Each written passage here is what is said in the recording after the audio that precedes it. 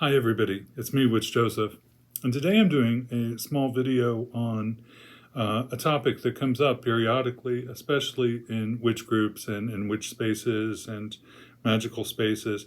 It's not exclusive to witchcraft, but it's a topic that comes up about initiation and what to do if you're self-initiating or just beginning to start practicing and that kind of thing.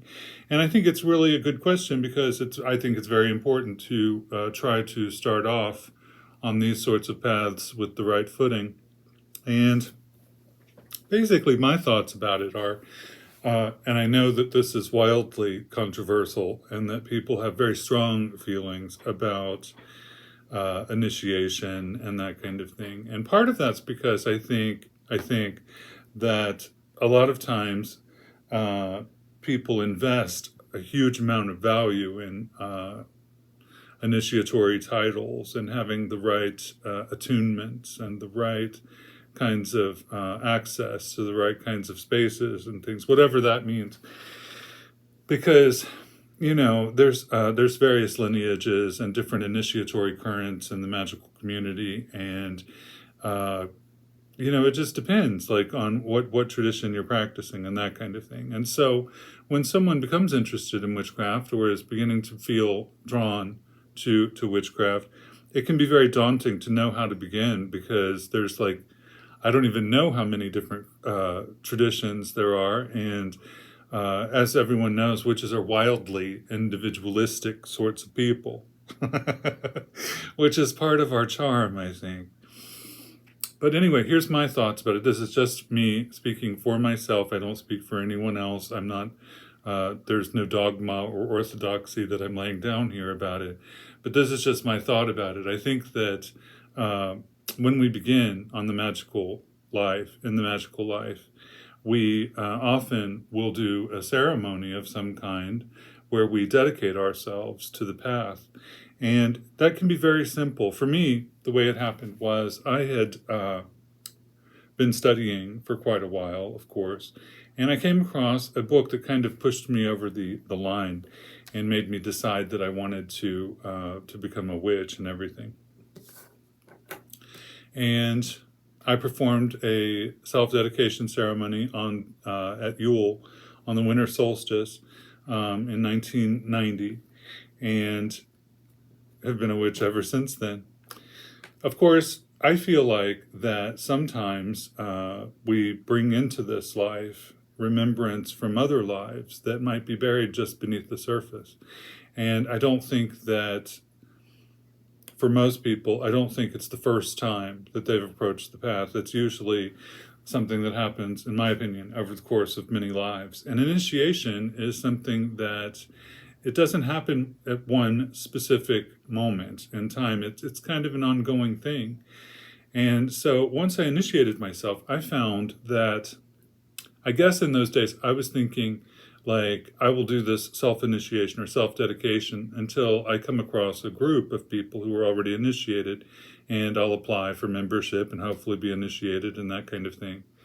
And, I think that's how most people probably think about it in the beginning, if they're interested in working with other people or these types of things. And over time, I guess I felt that the initiation was a matter of being exposed to the deities, for one thing, the divine energies, and the elemental currents, whatever that means to you. I know that there's a current out there that is very secular and that wants to practice the craft without any kind of religious overtones or anything, and that's fine. I'm not decrying that, but it wasn't that way for me in my experience. And so I use somewhat religious terminology to describe my experiences, because that's how it seems to me relative to my experience.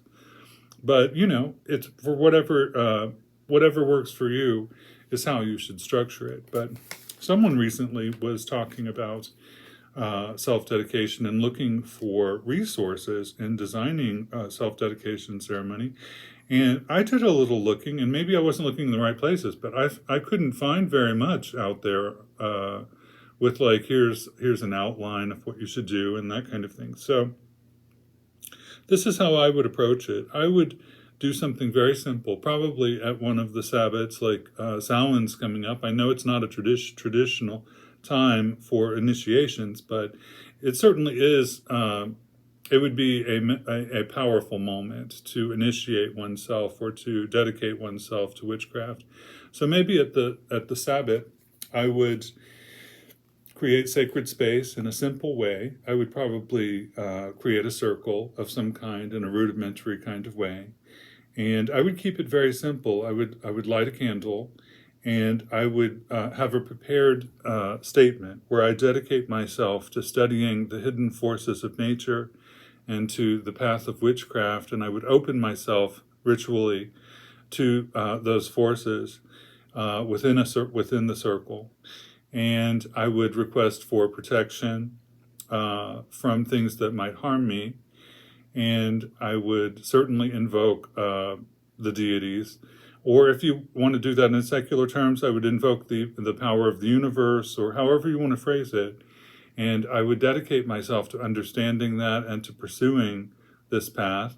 And I would ask for the elements to bless me as well. I would ritually invoke the powers of fire, air, water, and earth. And I would ask them to aid me on this path in some form during the ceremony. And I would also do an invocation to the ancestors and the people who have gone before me. And I would ask them to uphold me on this path and to speak to me and guide me as I go along this journey. And at the end of that, I would probably have a name that I would take, a hidden name that would represent kind of my new life as a witch. Like, part of the self-dedication and initiation experience is a point that delineates your life before and the new life that you're embarking on. And so sometimes we symbolize that with a new name. And I wouldn't just throw that name around and give it out to people. I would keep it secret. I mean, you can tell people that you trust, right? And that kind of thing. But that would be your witch name. And I would certainly start a journal at that point too. And I would document everything I did in that ritual. And I would keep entries in there about at least for a year and a day as I went forward. And I would document my experiences and stuff. And as for going forward after the self-dedication, I would start experimenting with ritual patterns on my own. Like, it's important to start coming up with ritual formats and how you operate as a witch. Like, if you're going to be practicing magic, like what your procedures are for that. And I would start studying different correspondences and what other people do. And if something speaks to me, I wouldn't be afraid to incorporate that in my practice. And it might also be helpful to start with the full moons.